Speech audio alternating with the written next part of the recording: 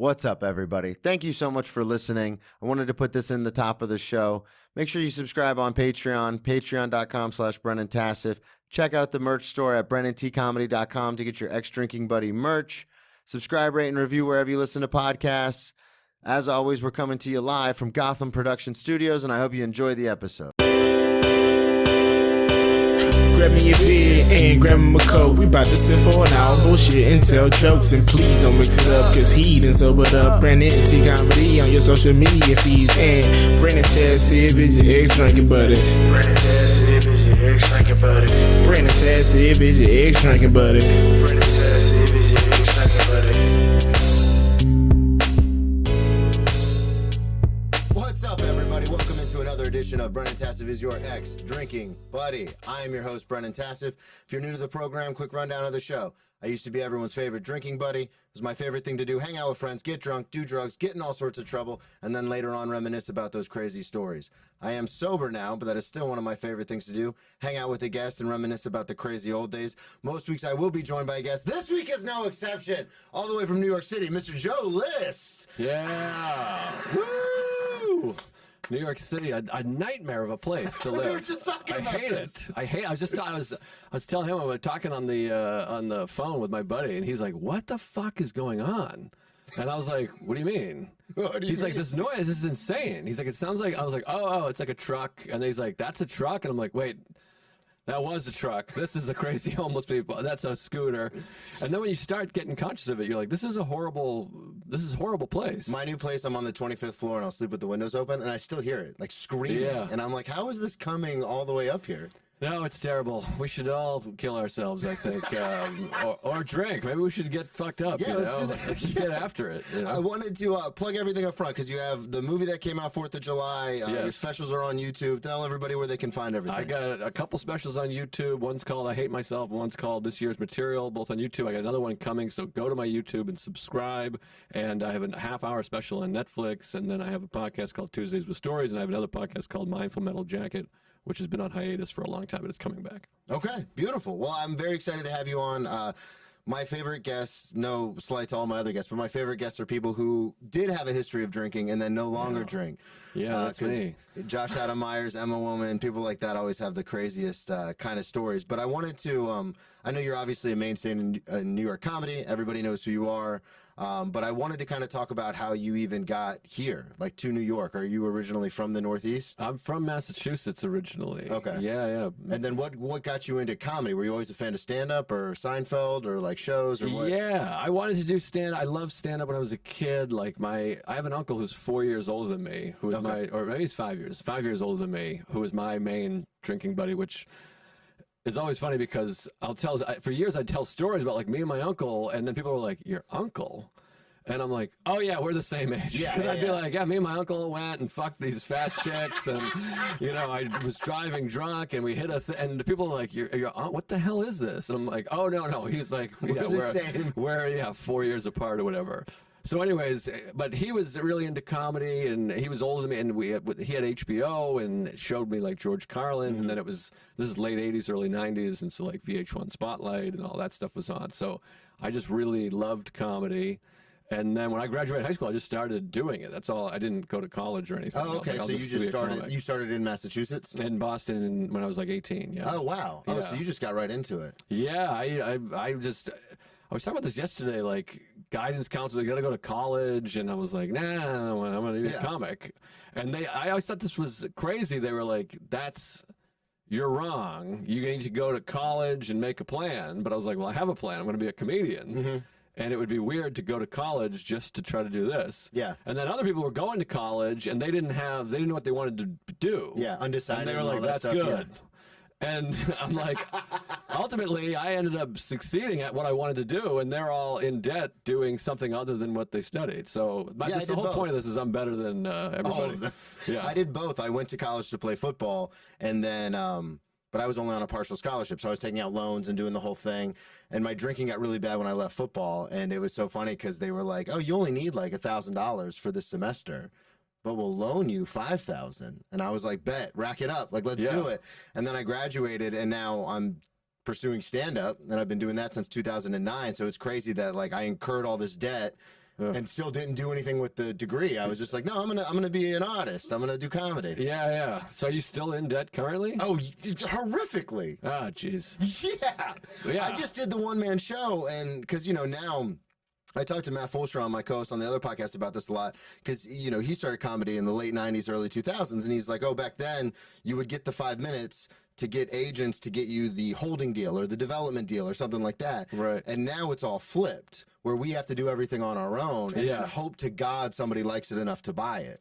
Yeah, it's really, it's crazy how much it's a whole other bag of hammers. Yeah, but the amount that comedy has changed in my time is just like so wacky. Yeah, so I put on the one-man show because I was like, this is something I want to say, and it's not all comedy, so I'll bill it as a one-man show. But I did all that myself, and I didn't have the funds to do it, but I was like, no, if we're going to, like, I moved to New York, like, this is the next step, do the thing. Right. And then I did it, and I was like, oh, they say chase your dreams, but this was a terrible idea. Well, it's so funny because in comedy, it's like there's bringer shows. Like if you're, for people unfamiliar, when you're a new comic, it's like you can get on stage if you bring people. You got to bring 4 people and you can do 5 minutes. And now the whole business is a bringer. That's show. all Like, it is. If you can bring 75,000 people, we'll put you on Netflix or whatever. You're like, what? Yeah, that was the whole thing when I got here because I started comedy in 09, and I remember Instagram and all that first coming out, and I was like, oh, this is a fad. Yeah. Like, social media is not going to take off. And then it did, but I was so against it that when I moved here, I was like, oh, yeah, like, I've got an hour, I've got the podcast, like, I'm ready. Here I am, New York. And they go, how many followers do you have? Yeah. You're going, the open mics are that way. Yeah. And I was like, no, I already did all that. I did bar shows, open mics, all that stuff. And they go, yeah, you're going to do it again. Yeah, nobody cares. And that was a big lesson I had in comedy, too, even years ago. It's like, oh, I have to just start over. Yeah. Because I was a drunk idiot, but... Well, that's what I want to get into. So when you started doing comedy in Massachusetts at 18, were you drinking then? Like, when did you start drinking? I'm trying to think. I started drinking late. To me, it was late. Yeah. Because I didn't drink in high school. I drank literally 0 in high school. Because my family was heavy drinkers, and I was like, I'm not doing that. Same and I was thing. an athlete, so I was like, I don't need to deal with any of that. And then I had my first real drink right around the time I started doing comedy. Okay. But I didn't drink before show. I was like, I tried to do that route, which is always hilarious. Of like, I don't drink before a show. I would never. And then of course that eventually you're like, well, maybe I'll have a couple drinks, and then you're Loosen like, up a let's little, see yeah. how drunk I can get for this show. But for when I first started, I didn't drink. It wasn't part of my thing. That's what was so weird about it, because I was successful. By successful, I mean like I was like popular and had friends and did well in high school. Not academically at all, but athletically and socially, I did really well. So when you would go to parties and everyone's getting fucked up, you would just kind of be like, no, I don't do that. Did people, because same thing. I didn't drink until very late in my senior year of high school, because a mirror thing is like, I saw what it did to people around me, and I was like, oh, this is horrible. Yes. Like, this is a poison. Like, this is toxic. So I just stayed away from it. And every time I went to parties, because, I played college football and I wasn't very popular, but I'd still get invited to parties. People would be like, oh, Tassif doesn't drink. Like, don't even offer it to him. Like, he's a bitch. He doesn't do that, blah, blah, blah. And then, so I just was known that I didn't drink. And then I remember when I started drinking, and it was like, oh, it's on now. Like, now we're doing it. Yeah, I have the exact same story. It was just like, he doesn't drink, whatever. And it was all fear. I was afraid to start drinking. I always talk about this. I'm like, I was afraid to start drinking, and then I was afraid to stop drinking. Absolutely. I just felt like it felt out of control and weird. And I just thought like, my family does that. And then when I had my first drink, I was like, oh, wait. I was way off. I was wrong. My bad. That's exactly how it felt. I was like, oh, man, I am so stupid. Sorry about that. I say this in the one-man show, but the first time, because I have real bad anxiety and depression, and the first time I did a shot, it was 99 bananas, and I did the shot, and it burned so bad, and I was like, this is gross. And then within 30 seconds, I was like, oh, I get it. Yeah. Oh, this makes a lot of sense. Like, I feel great right now. No, it did make sense. And also with anxiety or social anxiety, you feel connected to a person you're drinking with. Yep. It feels like, we're doing this thing. And then you feel a little looser. We're doing it together. Yeah. And then you start to be like, you know what I fucking hate is blacks. Whatever. That's a joke. But you start, what is with the Jews? But you start opening up a little bit, and you start be connect, and everything feels like a connect. You're like, yeah.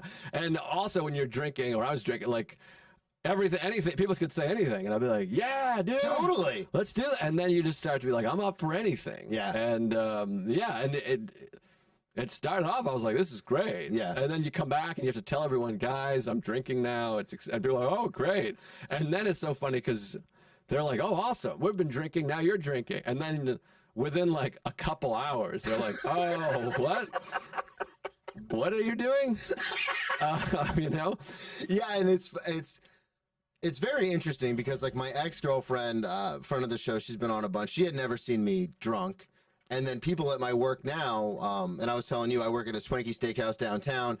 And, you know, sometimes you have rough nights in the restaurant industry or in comedy. And I'm just like, and especially with how new I am to the city, I'm like, I made a horrible mistake. Like, why did I move here? Like, this was a terrible idea. And there's a part of me that's like, well, I know the one thing, you know, it's the first thought. And then that goes away. I call my sponsor. I get on my knees. I do everything that, you know, I'm told to do because I'm just so terrified of any of that. Yeah. But it's interesting because people at work, like if I have a really shitty night and I'll be like, fuck this, I think I'm going to go out with you guys. They get so excited. Right. And I'm like, oh, you guys have no idea like what it turns into. I talk about this all the time because I've been sober a long time now, and you make friends in that time, and people are like, "Man, I wish I could have drank with you," and you're like, "I don't know, it wasn't great. I would take your shit and break 8 it." times. Yeah. I'm like, I would rip the roof racks off your car or whatever, you know, and yeah. I remember once my roommate, who I lived in the halfway house with, when we moved out and got our own apartment, we relapsed together and started drinking. I remember one time he didn't want to go into work the next day, and he's like, just punch me as hard as you can in the fucking face. And I think I broke his orbital bone. Oh my God. But it's just one of those things where it's like, that's what happens. Like, it's not like, oh, let's go to the bar and have some drinks and like talk shit about managers or something. It's like, no, like we get hammered and like punch each other in the face. Yeah, I always love the term "my best thinking." This is where my best thinking got me. Is like that. Those are my best ideas. Was like, let's run around and jump on windshields of cars. Wouldn't that be fun? What if we went and ripped out? I never did. My buddy did that, but like I would steal mailboxes and street signs and all that stuff and try to break shit and Did throw you rocks ever get like in legal trouble with your drinking? I was like extremely lucky because I drove drunk plenty of times. One time we called the cops because I thought my car had been stolen and like fully like reported it. This was down at an old club called the Cape Cod Comedy Lounge in Hyannis, and me and my buddy were just, you know, animals, and we forgot that I drove to a bar the night before, and I woke up and was convinced. I was like, my car is gone, and I had my car stolen before, so I was like, oh, okay, I've been through this. Yeah. And I went to the other side of the park and just was like, yeah, man, it's fucking gone, and panicking. I had anxiety, especially the day after drinking. Yeah. And it got to the point where we literally called the police, and the police were standing there, and this sounds like a fucking joke, but we were standing there, and the cops were like, okay, what kind of car? And then as I'm talking, I look, and my car was like on the other end of the parking lot. I could literally see the car. And I had this thing where like there's several moments where I now know where my car is. Yeah. And I'm just kind of like, what point do I tell this police officer? Oh, I thought you were just gonna play it out. No, I was like, I eventually was like, you know what? I'm an idiot. My car is over. But I didn't come out and say I was driving in a blackout. Yeah. But I was like, I'm an idiot. My car is over. I moved it. And I think that it felt like they were like, okay. But I just drove and was in a fucking blackout condition and just parked it in a different place and had no memory. Like, we just didn't remember. Did you, now obviously we don't condone drinking and driving, but it's something that I've been arrested for a few times. Did you do that often? Not a ton. See, I was always afraid of getting arrested. Okay. So I did it many times. But normally I would try to get someone else to drive, which is funny because it would be somebody as drunk or drunker than I am. Yeah, but as long as you're not the one taking the rap. But I had no fear of death or a wreck or killing somebody. And so I would just be like, you drive. And then I'm like, great.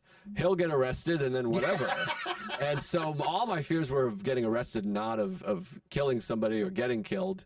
But yeah, I drove drunk A few times, not a ton, but yeah, enough. Well, the reason I ask is because that was something, especially in Florida where I'm from, it's something where that's just you have to drive. Yeah, Because yeah. it's not like up here. And when I first moved here, it was something, I tried to turn it into a bit, but it's something that I was almost envious of when you'd get on the subway and you'd see the person down on their luck, like getting wasted in the subway. Yeah. And a lot of people would go, oh, that's so sad. And I'd be like, that's fucking genius. Like nothing's going to happen. Like, you're not going to get in an accident. You're not going to get arrested. Like, you're just hanging out. Yeah, New York was like, yeah, that was, I mean, my drinking obviously got worse when I came to New York for that reason, but Boston was similar because public transportation is so bad in Boston. Okay. The subway stops running, back then at least, at like 12:30, and last call is at 2, which was like a running joke. I'm like, this is like entrapment. They're doing this on purpose. And no one, it's such an expensive city to live in, so you have to live. When I was in my early 20s, I lived at my parents' house still, and that was like 40 minutes away. Oh, wow. And then I moved to Everett, which is like a town over, but still there's no public transportation. And cabs just weren't the same kind of... To take a cab from like Boston to Everett, where I lived, was like unheard of. That was like a different... I don't know, just literally it was unheard of. Like cabs weren't just driving around. This is before Lyft also. Yeah, and I never thought I would just drive. And the reason I brought it up was because there were so many times, and I'm not proud of it, but there's so many times where I would look out my window and my car would be like in 3 spots. Sideways, and I'd run down and you check it. And this is the cold reality of it, but you're checking it for blood or for like anything, like did you get into an accident and run away? Like but that was like a regular, because my drinking got to the point where I would like have the little airplane minis in my center console. Sure, yeah. And I would just always be drunk because it got to the point where if I didn't have something to drink, I couldn't function physically. Like my body would just shut down. Right. This is bringing up so many stories. Go ahead. I would drive from New York to... Oh, this is the one thing I want to say, first of all, is all the times I'll go on podcasts and I'll talk about this, people were like, fucking drunk driving, you piece of shit. Yeah. People die, and I'm like... No, I know. Yeah. Like I'm not like, that's right, baby. Like, Get away with it. I have horrible shame. I want to kill myself all the time. That's why I stopped. I was like, I should die. I'm a piece of shit. So I just want to put that out there. Yeah, it's a horrible thing. And I was just talking. Do you know a comic named Keegan Tyndall? No. He's a hilarious guy. I just had him on my podcast yesterday, but he was in a horrible, he got hit by a drunk driver. Yeah. And he got all fucked up. He's fine now, or he's alive now, I should say. But anyway, the guy's in prison, and so I just had this long conversation about this guy, drunk driver. We saw people at meetings all the time that were just getting out of prison for that very thing. And that's the weirdest thing is even all the shit that happened to me, the arrests, the fights, the violence, all that stuff, when I would drive, it was always, because I'm an alcoholic and I'm selfish and self-centered, and it was always... Well, the worst case scenario, I'll get arrested. Never once in my life did I think I would hit someone. And I thank God, knock on wood, I never got into an accident. The 2 DUIs I got were both, one was in a parking lot and I wasn't even driving. And the first one was at a red light. And the cops had just been following me, so they just waited for me to like pause at a green light. And then that's when they arrested me. So thank God nothing ever came of it. But I never thought like, oh, I'll hit somebody. It was always like, oh, worst case, I'll get arrested. No big deal. Yeah, exactly. And to be fair, I was a very cautious driver when I was drinking because I was so afraid of getting pulled over. So I'd be like 10 and 2. Yeah, oh yeah. And now 2 miles an hour under the speed limit. Yeah. And texting and driving is, I think, significantly worse than drinking and driving could ever be. But the nips and the or whatever you call them, we call them nips in Boston. But it reminds me, I would drive from New York to Boston, and there was a place in Connecticut where I felt like I had reached the point where I could start drinking. Yeah. And so I would pull over or get off at this exit in Mystic, Connecticut, go to the liquor store, get some little rum nips, and then I would go to Burger King and get a Coke. Yeah, oh yeah. And then just make a Captain Coke and cruise home, which I had a bit about. I had a bit about this for years, which looking back, it doesn't age well, but I really thought it should be legal to drink and drive, but not drive drunk. Yeah. Like if I'm on my first drink, that should be okay. Yeah. Why can't I drive with a Captain and Coke? I'm not inebriated. I'm currently drinking it. And I still actually think that's a decent argument. That was the thing. I'm below the legal limit, but I'm having my drink. It was when I first, I tell people this all the time, and I'm sure you had a similar experience, is relearning how to do everything when you get sober. Yeah. And people would go, oh, what do you mean by that? And it's like, I would go to the movies and bring a fifth of vodka with me. I'd get a Hawaiian punch, fill it halfway, and then fill the other half with vodka. Like I would be trashed. Yes, Like that's I same. didn't know how to watch a movie without, like my ex-fiance would text me sometimes and be like, "Are you okay?" And I'd be like, "Why?" She goes, "Because I'm on that. We had a shared Netflix. So even though we were broken up, she could tell by the movies I was watching that I was drinking again because they were like my hilarious. drinking movies." That's hilarious. Yes, she'd be like, "What's going on?" Yeah. I know. I was similar. We would have. I remember my friend having like beers lined up in our pants, going to the movies and just dying laughing because at that time, now maybe it's changed, but like if you heard like a whoosh, like there was no cans at the movie, so people would be like, "What the fuck is that?" And then you would just leave them, and you would just leave the movie theater, and you'd laugh because you're like, someone's gonna clean the movie theater, and there's gonna be 11 Miller Lite cans. Yeah, that was just all very normal. But the other story I was gonna tell was I was drinking somewhere, I think in like Plymouth, Massachusetts, with a friend. And he had driven. He was supposed to drive me back, and so I was just drinking like. This is when you still lived in Mass? Yeah. Okay. So I was drinking like a maniac, thinking he's driving. Yeah. And then this is like guy code shit. He like met a woman, and she was like, "Come back to my place." And then he was like, "Dude, I need you to take my car. You got to drive home because I'm gonna go with this woman." And I was like, "Oh, okay." Like, but back then you weren't like, "Oh no, that's no good," because I was like 23, so I was like, "You got to do it, man. Fucking boys, got to look out for the boy." And so I was like, "You got it." Fuck. And he was older, so I was like, "You want to be cool?" Yeah. Yeah. So I was driving, and I was really paranoid because I was like, I had been drinking pretty good. Yeah. And I got like a mile from my house in Whitman, Massachusetts. I got pulled over, and it was because his inspection sticker had been expired. Oh, that son of a bitch. And he was a firefighter. I hung out with a lot of firefighters, so he had the firefighter sticker. So cops tend to be lenient if you're in a fire department, whatever. But he was like, he was like a rookie cop. He looked young. He looked my age, and he was like, "You can't drive this. I can't let you drive this vehicle." And he's like, "I can either give you a ride home or you can walk. You're close to home." And I almost was like, I'll just walk. I got to walk this off anyways. Yeah. But I did. I was like, I'll just walk. And I remember like, it was like a movie. I was like 3 steps away walking, waiting for him to be like, "Actually, wait a second." Yeah. And because the whole time I was like, I am shithoused and pulled over talking to a cop right now. And this is some white privilege shit, I'm sure too. But I walked home and like, I was like, I seem to have gotten away with it. But I was so drunk. I woke up the next day. My buddy was like knocking on the door. I opened the door and he's like, "Hey, where's my car?" And I was like, "It's in the driveway." And he's like, "No, it's not." And I was like, "Yeah, it's in the driveway." I drove home. And he's like, "Look," he's like opening my window. He's like pointing. He's like, "It's not in the driveway." And I was like, "What the fuck?" And then it was like, "Oh shit, dude." You completely forgot. Yeah, I was like, "The police have it." And he's like, "What?" But it was like a total, because you know, when you first wake up anyway, especially when you're drinking, you're just in a daze. You're usually like, "What bed am I in?" And it was like a total thing of like, right, yep. Yeah, they took your car. And then he was mad at me, but I'm like, "You fucked me." Yeah. You had told me you were driving, then you made me drive, and then your fucking license. Like, I should be in jail right now, and it's only because this rookie cop is a fucking moron that I'm not in prison right now. Or not prison, but, you know, jail. Yeah. Anyways. I stole one time when I came home from college, because I had started getting into it, like, with drinking.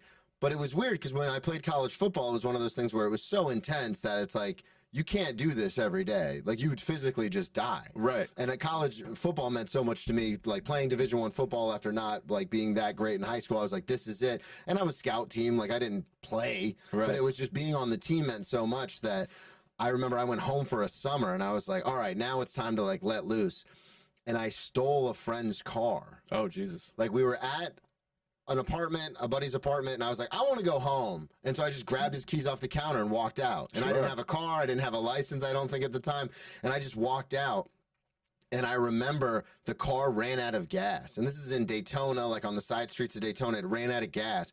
And a cop, like, lights me up. Like, I don't know how much time had passed. And it was a buddy of mine I played high school football with.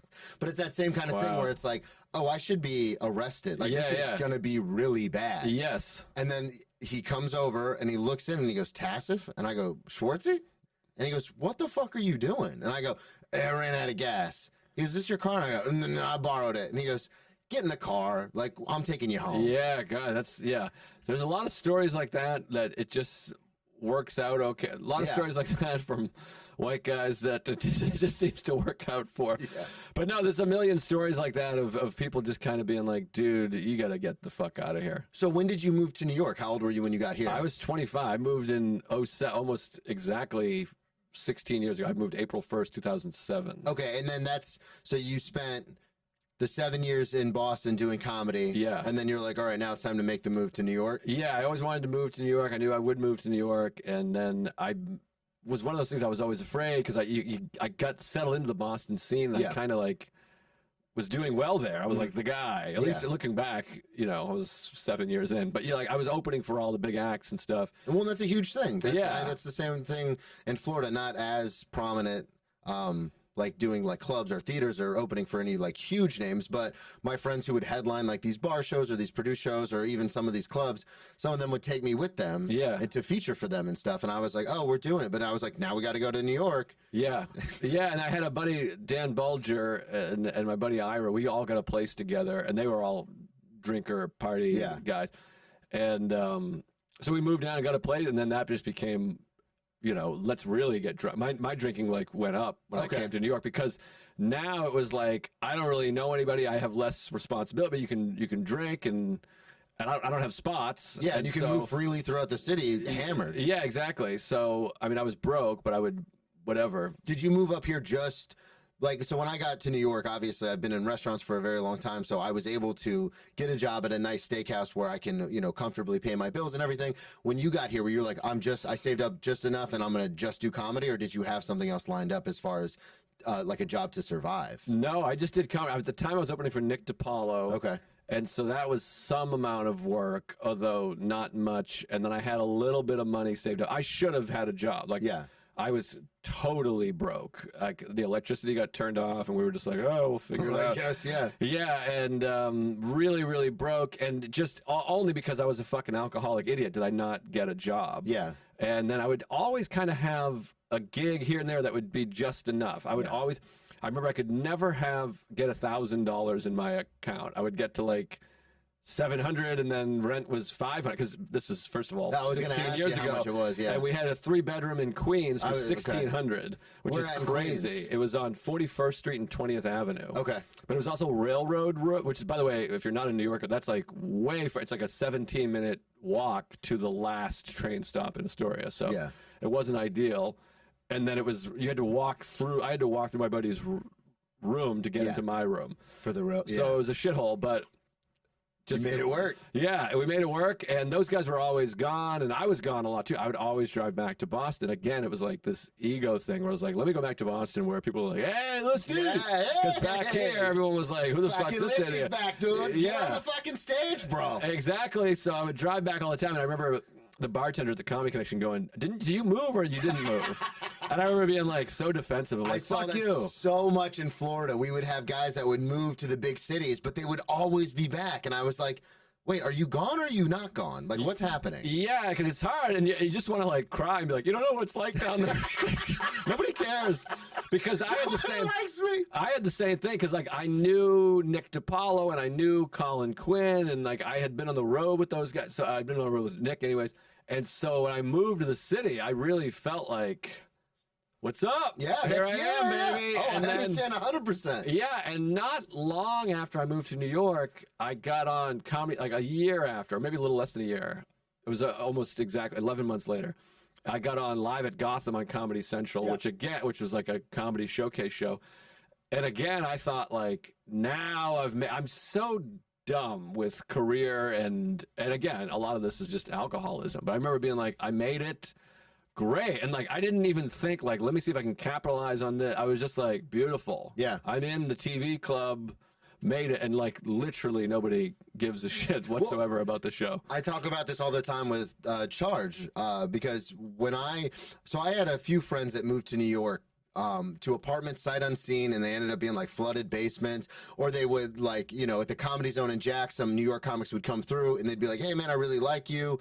And they would hang out, and then like the New York comic would tell the Jacksonville comic like, hey, if you're ever in New York, look me up. And some of them took that to mean like, oh, like we're best friends now. Like I can move to New York and just ask them like, hey, I'm here. Right. And it's so interesting because Matt was the only person I knew in New York that had any kind of credits. And he talks about it all the time. Like when he got his Comedy Central Presents, everyone's like, oh, this is going to change your life. And he's like, no, it's not. It didn't. No. But then I got here and I reached out to Matt only just to be like, hey, like, let's just have a sit down. And we ended up becoming very close. And he's like one of my mentors up here now. And we do the podcast together.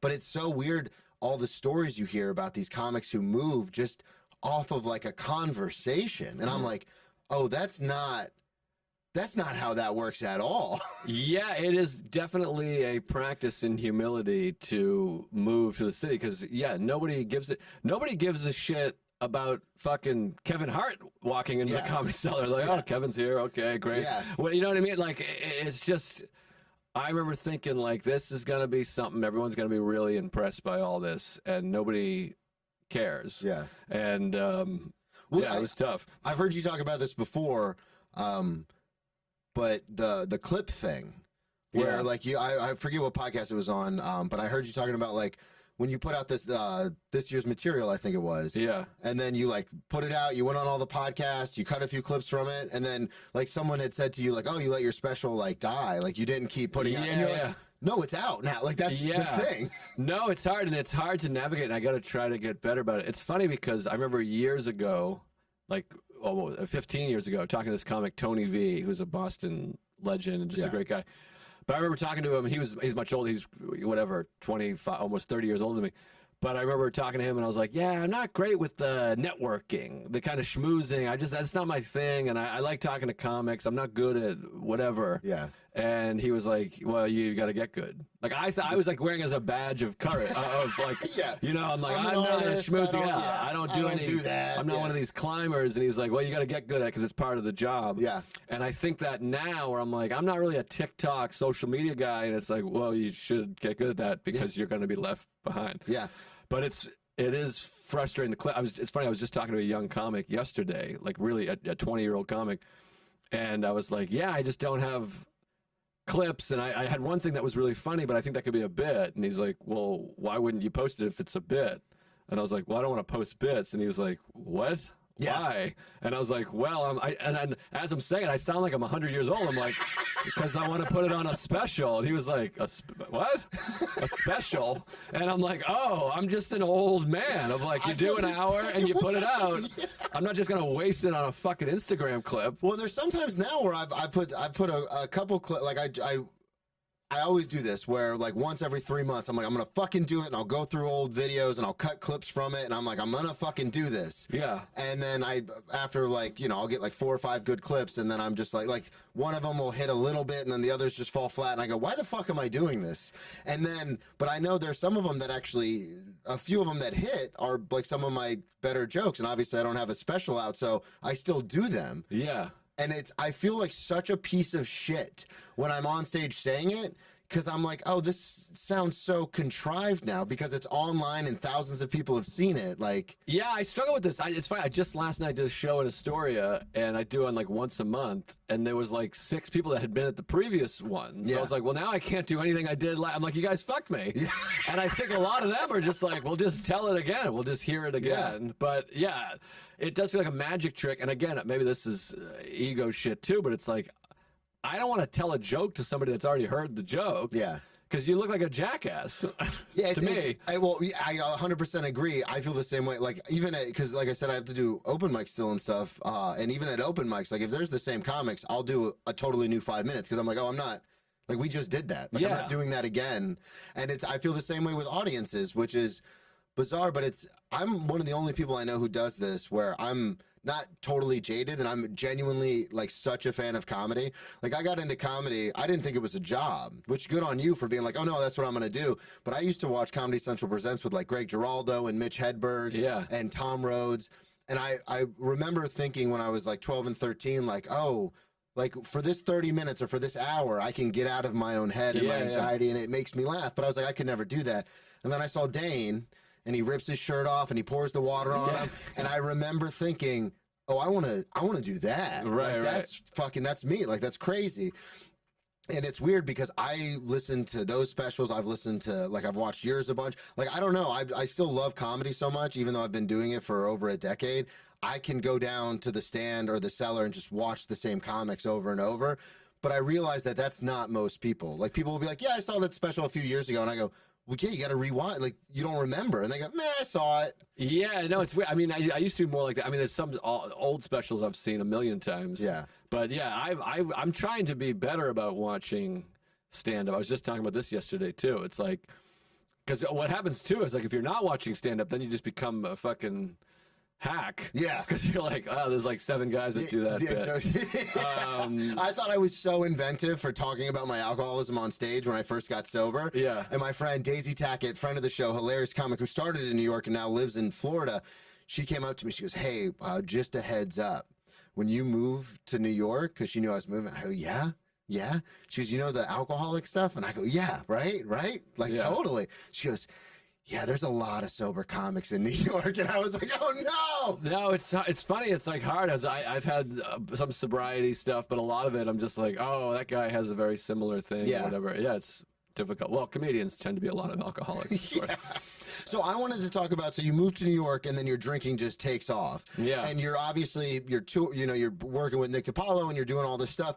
Are you at any point, like, when does it click in your head where, because for most alcoholics, it clicks in your head that you have an issue, but then you don't do anything about it for a while. Yeah. So did you have that same experience? Yeah, I mean, like very early on, well before I moved here, I was like, I'm drinking heavy, not a drinking problem because I was in my 20s. Yeah. And you know how it is. You gravitate towards people that drink as bad or worse than you. And I was so young when I started drinking. My whole adult life, I've always hung out with people much older than me. Mm-hmm. You know, DiPaolo was 20 years older than me. Most of my closest friends have always been 5, 10, 20 years older than me. And a lot of them drank heavy. So I would be like, well, I drink really hard, but that guy drinks hard and he's got kids. Yeah. So if he's doing it, then you kind of justify it in that way a lot. And I would just always gravitate towards complete fucking lunatic alcoholics. Yeah, but especially in Boston. but I definitely was like, I drink more than a normal person. Like, I'm blacking out. I'm a vandal. My career is shit. I feel like shit. This is clearly not. So I kind of knew. And when I first moved to New York, I thought that would be a good time to get sober. Yeah. I was like, new place, new me. Yeah. And then I tell this story a lot too. I started, trying to go to meetings and I had like 8 days sober. And I had friends that were hanging out at Coyote Ugly, which I don't think is there anymore in the East Village, but they danced on the bar and shit. We know the movie. And I was like, yeah, I'll come meet you guys. Like, I was like, I just left a meeting and I was like, here we go. It's like so classic. I'm like, I got a good grip on this thing. And then 8 days in, I ordered a soda and they turned down the music and she was like, we got a pussy in the house. Oh, and everyone was shit. like, oh. And literally, it's like a joke. I was like, give me a rum and coke. And then they were like, ah. And then I just went back out. But obviously, I wasn't ready to get sober. I feel like going to Coyote Ugly on day 8. I used to, when I first got out of rehab in Florida, we would all go to bars to play pool. Like, that was our thing. Yeah. So everyone from the halfway house would go to the bars. And the owner of the halfway house was like, I don't think that's a good idea, you guys. We're like, we're fine. Like, we went to rehab, man. Like, we know everything about this thing. And I remember I would order a Diet Coke, but I would get it in a rocks glass with a big cube so I didn't look like a little bitch at the pool hall. And I did that for a long time. And then I would always end up relapsing. And I remember the first time I went to like a bar to do comedy sober, like really sober, like after I almost died and ended up in the hospital. And then I was like, all right, I got to figure this out. I went to a bar and I was like, I just want a water. Like, do you just have a bottle of water? And it kind of clicked in my head where I was like, okay, I think this is for real this time. Like, I'm past the whole, like, I don't give a shit what I look like. I don't care because I just need to stay sober. Yeah, no, it's funny. It's like the old adage: if you hang out in a barbershop long enough, you're gonna get a haircut. Yeah, it's like, absolutely. And it's a lot of and check your motives, your intentions. Because it's like, do I really want to play pool this bad, or do I just kind of want to be in a bar? Yeah, which you have to do with comedy a lot. Like, a lot of times you'd be in bars and you're like, I'm here to do a set, and then you're like, I'm gonna go now. But yeah, and that's another weird thing because you forget. I mean, I'm coming up on 5 years in May. I know you're coming up. You have 10 years. Yeah, I just had 10 a few months ago. Yeah, which is awesome. And it's easy to forget. And I know I talk about this at meetings all the time, but it's like you get far away from it. And then like newly sober people or people I sponsor will be like, how do you even go into a bar? And I go, comedy's in the like. This is literally, I care, it's like sobriety and then comedy as far as like my level of importance. And they go like, well, yeah, but it's in a bar. Like you can't go because it's in a bar. And I was like, well, as long as you're spiritually fit, you can do whatever you want to do as long as you have the reason to be there. Yeah. But it blows my mind because you forget like how difficult it is when you're first getting sober to even be around it. Yeah, it becomes later. Like I remember a sponsor saying that it's like you want it to be more like a hand to the flame. Yeah. Like you're not. Like you're not sitting in your kitchen being like, but I really want to put my hand in that fire. You're just like, oh, I can't put my hand in that fire. It's gonna burn my hand off. But I remember thinking that, being like having days sober and being like, hey, good news. I did a show. My friends went to a bar and I got the hell out of there. Yeah. And my sponsor being like, that's good for now. But ultimately, you would like to be able to go to a bar and hang out if you have to or want to or whatever. But yeah, early on, you don't. It still hasn't gotten through of like, I can't drink. You're like, I'll go to. How do you go to a bar? Now you're like, oh, I go to a bar because I don't want to drink. I'm well aware that I can't drink. Yeah, it is interesting too when you meet people, and I don't know if this has happened in your life, but you see people and you just go like, especially now relapsing as many times as I did, and then finally getting sober, and I just have today, but being coming up on 5 years, and hopefully I make it there, but seeing people who just don't. Like it doesn't turn over. Like the bottom never comes. So like terrible things happen and they're like, oh, I got to clean it up, but then it never sticks. Right. And that's one of the things that has been hard for me, whether it's comedians that I know where they just can't get out of their own way because of drugs and alcohol, or just, friends or whatever.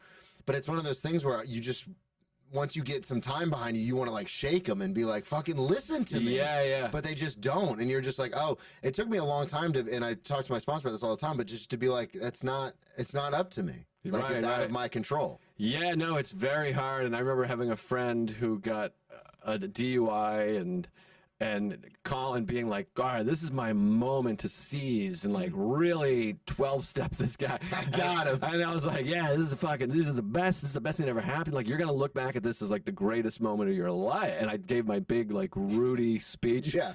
And then he was like, well, I only really drink when I'm on the road. I don't. And there was like one of those things of like, oh, fuck. Like he's not even close. This is wrong place, wrong time. Like he's like, I'm like, oh, you're not even like close to seeing it. Yeah. You're still like, oh, no, I don't, what? Drinking problem. I just got a DUI, that's all. Like I thought, you gotta get in other people's business problems. Yeah, I'm like, oh, he's gonna see it right now, and he was like, oh. I've had people reach out to me, and I'm like, oh, here we go, like here we go. Yeah. And then the next day, I've called them and be like, how you doing? And they go, I'm fine. They were in a blackout. They don't even remember calling me, and I'm like, God damn it. Yeah, that happens a lot, and it's hard. And the thing is like, it's for the people that want it, not people that need it, and.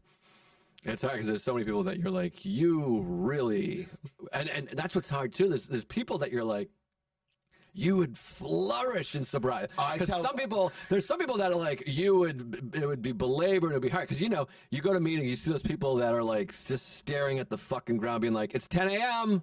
Start. Yeah. And you're like, oh, this poor guy. But there's some people that are like, yeah, we put together a frisbee league. And you're like, there's certain people that you're like, you would love it. You'd flourish. You'd be all over this thing. And they just can't get there. It is definitely a weird thing. I wanted to ask you about the last time you drank. Do you remember the last time you drank? Yeah, it's not that crazy. Interestingly. Yeah, it's weird. I had a kind of a funny last drinking. It's so funny because to me it was like I didn't even really drink, but to a normal person they're like, oh, that's a good amount of drinking. When is this? So you moved to the city, you said in 2007, 2007, and I got sober the end of 2012, and it had been building, and I really a big part of it was, and I had like horrible bottoms, and I just kept going. Like I've told the story many times, but like shit in a girl's shoe and all over her floor, and fell through her table, and I flew across the country with shit all over my leg, and then I just kept drinking. I just kept going. Yeah. Like I was like, I drank that night. I tell people, like I said, 8 arrests, 3 ER visits for alcohol poisoning. Love of my life, ex-fiance leaves me because I can't stop. And people are like, oh, so you stopped after that? And it's like, no, we just power through. No, I love hearing those stories too at meetings and stuff. And you're like, okay, here's where he gets it. And then you're like, this what? Okay, and you're like, here's where he gets it. And you're like, holy shit. It took me at 30 waking up in a this is what the one man show. This is like the big end of it. But at 30 years old, on like 2 days after my birthday, waking up in a hospital room and a doctor walking in and being like, "What the fuck?" And I was like, "What's up?" He goes, "How are you awake? How are you alive? Like, you should have been dead 3 hours ago." Wow. And I was like, all right, maybe now it's time. Yeah. Maybe I gotta hang it up. No, it's hard. But so, anyways, I had many things like that. And do I have a booger hanging out this whole time? You're good. I feel something. I would have told you. But anyways, It's an honest program. I had, yeah, it was like the end of 2012, and I really just fucking like hated myself and the career and all that stuff, and just feeling sick. And I always talk about this too. I'm like, I was drunk, drinking, or hungover 100% of the time. All Like the time. I either felt like shit, or I had just started drinking, or I was hammered. And 2012, Christmas 2012, one thing was I got nothing but alcohol for Christmas gifts. Like 100% of what I got was like, I got you a handle of rum, we got you some nips, we got you a 6-pack. So rum was your thing. Yeah, I was a big rum guy. I mean, I would drink anything because I was broke, but I loved Jaeger bombs and rum, and then IPAs and. But yeah, pretty much anything. I mean, I hated vodka and tequila, but whatever people. I started with rum. I started with Captain in college. Yeah, and me then too. I had to switch to Sailor Jerry because Captain wasn't strong enough. I had built up too much I of a love Sailor tolerance. Jerry. So if I tell a regular person, yeah, I switched to Sailor Jerry, they go, "That's disgusting." And you're like, yeah, I love it's it. the best. I love the bottle. I love the whole Yeah, thing. the artwork, everything. Yeah. I remember one year I took a picture, it was old camera phones. I took a picture of all the empty bottles, the handles I had stacked up. Yeah. And my friend had sent that into Sailor Jerry. And so for my birthday, they sent me an entire care package. Oh, that's and amazing. I was like, fuck, because I literally had like 30 empty handles like in my closet because I was too embarrassed to take them out to the trash. Sure. And so they sent me a bunch of swag. But then I switched to vodka just because I was like, oh, I can't survive drinking this much sugar all the time. That's another funny quick story. I went to the hospital when I was like 20. My heart was like beating out of my chest, and the guy was like, "Did you do cocaine?" And I was like, "No." And he's like, "Do you have a history?" And he was like, "Do you drink alcohol?" And I was like, "Yeah." And he's like, "Well, what do you drink?" And I said, "Captain and Coke." And he's like, "Well, how many do you have in a night?" And I was like, "I've 8 to 10, 12, sometimes 15." And he was like, "What?" And he goes, "The Coke alone would cause this." He's like, "Just that much Coke." Like, he was like genuinely like, dude. Too much sugar. Just that amount of Coca-Cola is like fucking horrible. Yeah. But anyway, so I still am convinced I have like just hairs and boogers sticking out everywhere. But it was I did a weekend opening for Gary Gulman, who is not a sober guy, but he doesn't drink. Yeah. And we were talking. And I was talking about how I really need to quit drinking, and I drink too much. And he gave me like the classic thing. It's like become like a classic joke now. He's like, he gave me the alcoholic test, the 25 questions, which, you know, the running joke with sober folks is if somebody's administering that test, you're an alcoholic. I know you say that like, too. Like normal people aren't like, hey, how do I know if I have a drinking problem? Yeah. If you're reaching out to a stranger. Yeah, it's like, yeah, you have a drink. But anyways, it was one of those ones where it was like, I said yes to 23 out of 25, and the other two were like, have you been hospitalized for drinking? Have you been arrested? And there's two things that I should have had. Yeah. It was like, It was I've never just been a- arrested, but you're like, but I have broken the law many times. Yeah. But anyways, so my last, I kind of like was like, I'm going to quit. I remember sitting and like making a list of all the sober people I met. And my last night drinking was at Helium in Philadelphia. And I had like, I don't know, 4 beers and a shot. And like, there was a couple of comics there having like a whiskey on the run. I was like, I'll have a whiskey with you. Yeah. So it was like not a blackout, not a party, not anything.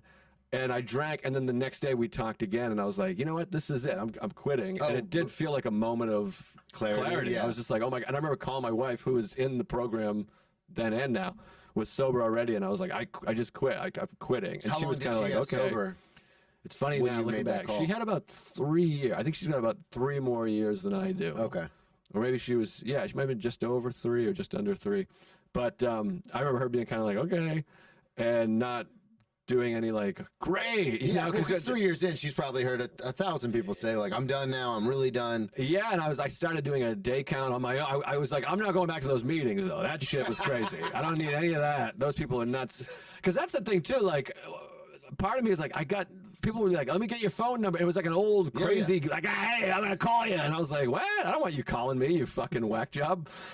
It's so much crazier. Like, it's crazy in Florida, obviously, for all the stories everyone's heard about Florida.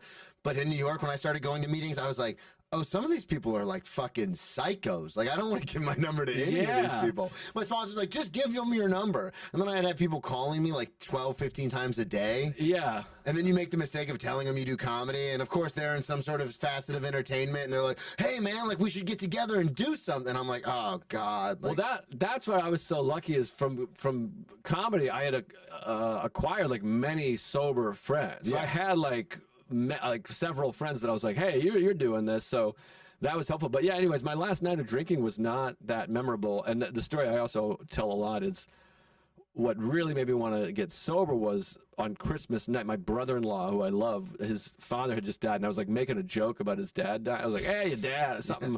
And he looked really upset. And he was like, what are you doing? And it felt like such a heavy question. I was like, I don't know. I don't know what I'm doing. Like, I was like, I'm just hurting people's feelings. It doesn't make any sense. I was like, and I just felt like such a shit version of myself. And I also remember having this feeling too of like, I'm a good guy. Yeah. Like, I'm like a good, thoughtful person. And I had a lot of fun and like deep, meaningful relationships when I was sober. Like, there's no need for this. Yeah. And I had a lot of moments like that of like, late night hang. I remember after the Carolines Christmas party one time, I went out with Phil Hanley and Norman, and we were at a diner, and it was like the sun was coming up, and I kept ordering beers, and I was like, we're just having like no one else is drinking. Yeah, you're and just then the having a bill good time, comes, and you're like, I owe 80. That's all my money. Yeah. And I was like, we could have totally not been. No one else was drinking with me. Yeah. Like, it was just like those kind of moments of like, what the fuck am I doing? When I would go out with my ex, because she would have, a glass of wine, if not like a couple glasses of wine. And I remember there was a part of me that would be a little resentful when we'd go out to dinner because I don't drink. And then especially in New York, you get the bill and it's, $25 a glass. It's like, this is an extra $100. Yeah. Like, what the fuck are we doing? Yeah. And like, the restaurant I work at is corporately owned. So there's other restaurants we can go to get like a discount or whatever, but it's only on the food. So then you'd get the bill and you're still paying all this money for the booze. And you're like, seriously, what the fuck are we doing? Yeah, no, it's all those things and all the shame and all this stuff. It was just a lot of shame and money and stuff like and lack of reaching potential. I was like, I gotta, and it's that classic like I was sick and tired of being sick and tired. Yeah. You're just like, this is awful. I feel like shit all the time. It's interesting that you brought up the simple question of like, what are you doing, and how that kind of like hit you a different way. Because it seems so benign, but I remember when I lived in Oklahoma City for a brief period, like 3 months, I was living with my cousin. This is the one that introduced me to stand-up comedy. Shout out Tom Joyce. But I remember he said, listen, man, like, you love comedy and you're pretty good at it, but you're getting on stage drunk. I would run, I'd be at an open mic in Oklahoma City and I'd do 15 minutes, like run, because I was a big, like I had gained a lot of weight, but I was still a big dude, so no one's gonna fucking get me off the stage. Yeah. So I would just do an Arnold impression for like 10 minutes straight, just like, oh, what are you doing? Right. Don't give me the fucking light. You come get me. And I remember my cousin took me aside and he said, listen, man, like we write together. When you're not drinking, you're pretty good at this. Like you could do something with this. So how about this? You stay sober for 30 days. And he had lived in Oklahoma City for a while. And he was like, I will use my sway to get you booked into showcases and get you auditions. And maybe you can make a real run of this. It's in Oklahoma City, but still, there's a lot of good comics there. Yeah. And I was like, all right, bet. I'll do that. And 28 days later, I was drinking. And it was in a back room. I was watching Burn Notice on my cell phone on Netflix. And I remember he came back there. And same thing. He just goes, what are you doing? Like, what are you doing? Yeah. You're 2 days away. Like, what do you, and I looked at him and I talk about it in the one man show, but I was like, started crying and I was like, I don't know. Like, I don't know. And it was just such a weird thing. Cause it's such a simple question. Like, what are you doing? And it's like something you ask at like a kid. Yeah. Like, Yeah. Hey, what are you doing? Yeah. And it's just like, it hit me so hard where I was like, oh, I don't fucking know. Yeah, that's the thing is like, I don't know. I'm completely fucking rudderless. I don't know. So I wanted to ask you, we have a few minutes left. I wanted to ask you about, because this is something, and I'm sure you get this a lot, but this is something that meant a lot to me when you and Louis did 4th of July. Yeah. And there's a line in it that I actually tell all my sponsees now, and I'm sure you hear about it a lot, but because I tag you whenever I post about it. But it's something that hit me very hard because so many times in AA, And I've had past sponsors do this or people in meetings, and everyone just goes, oh, everything's going to be okay. Everything's going to be okay. Right. And the line in the movie is, everything's going to be okay. And if it's not, well, then that's okay too. And it's that second half that really hit me, because it's like, oh, yeah, sometimes things aren't okay. Yeah. Like, sometimes things get totally fucked. Yes. But you're going to deal with it. Yeah, it's like all just acceptance to me. I mean, which is like it's so interesting because I'm like, I go to therapy and I read a lot of Eastern philosophy and do a lot of meditating. And then, of course, the program, and it's like, you realize you're like, all three of these is just acceptance, really, and I can't control anything. And so that was sort of the idea, is this thing of like, this isn't gonna be okay. Like, it's not like your family is just all of a sudden gonna be great, which is something I work on in therapy and all that stuff. It's like, it's all just about accepting and taking it what it is. So we thought that was like a good because the sort of moment to kind of end it like that. Yeah, and I like I said, I love it. I tag people and I tell it to people all the time, just because, like I said, there's so many people where it's like, this isn't like some mystical like you know what I mean? Like, oh, once you get sober, everything's fine. Like, I've gone through breakups, I've lost jobs, I've quit jobs, I've moved across the country, like, but I did all that sober, and I continue to do all that sober. And it's one of those things where it's like, yeah, sometimes things get like, I put this one-man show together with all the intentions of, this is my moment, this is my thing. And then my director was like, hey, I don't think we should put it out. I think what we should do is shop it around to like theaters to maybe get a run. And I go, no, like, I went totally in debt to do it. Like, we have to put it out. Right. And he's like, no, I don't think so. But it's to that point where it's like, you think this is it, and then it's not. And that's, you figure it out. Like, it's going to be okay. Yeah, I think there's just so many moments that we have of like, if this doesn't work out, I'm fucked. And then you're like, no, it's totally it's still fine. Yeah. So what was the movie's loosely based around your life, correct? Yeah, definitely. It's a lot of my life is in there. It's hard because you even have the uncle that's like the same age as you in the film. We put a lot of stuff like that. It's hard. You start writing, and then all of a sudden it's like, well, this is what happened to me, and we're like, well, that's good. Yeah. And then you kind of just go, holy shit, we're just making this. Yeah. There's a lot. My family, I always have to make it clear, my family is not that bad. Yeah. My family doesn't say faggot and stuff like that. Like, you mentioned earlier, love him. He's so good in that movie. No, I mean, everybody is, but he's amazing. He's perfect. So like, I do have to feel like, I'm like, my mother is not that cold, and they don't use slurs. Yeah. And my family's like extremely like welcoming and not like that. Don't get me wrong, my family's got some problems. Yeah. But so we went a lot of it is really genuine. I think the mother in the movie is a sociopath. Yeah. And mine's not. Mine like came to the movie and stuff. But yeah, we tried that. The thing that means the most to me is that how many people, like sober people, were like, oh, you really nailed it. And especially the Bobby Kelly thing. The sponsee and the sponsor. And it never occurred to me that people would think this, but so many people thanked us or thanked me for being like, thank you for not having him relapse. Like, I think a lot of movies that depict alcoholics, like, they just relapse, and I guess there's not a lot of movies where someone just stays sober throughout the movie. And we never even contemplated that. Oh, really? No. There's a good movie I like, Thank You for Sharing, with Mark Ruffalo. And it, like, just if you replace the sex addiction with alcoholism, you're like, oh, this is like so real and stuff. But then same thing, like, you think, like, when you finally are like cheering, like, oh, it's gonna be good, it's all gonna work out, this gives me so much hope, and then he relapses, and you're like, well, fuck you, fuck this, fuck the whole thing. Right. No, it's hard, and then it's hard because then when you in a movie, then you depict them getting sober again, you're like, well, how do we know that it's not just?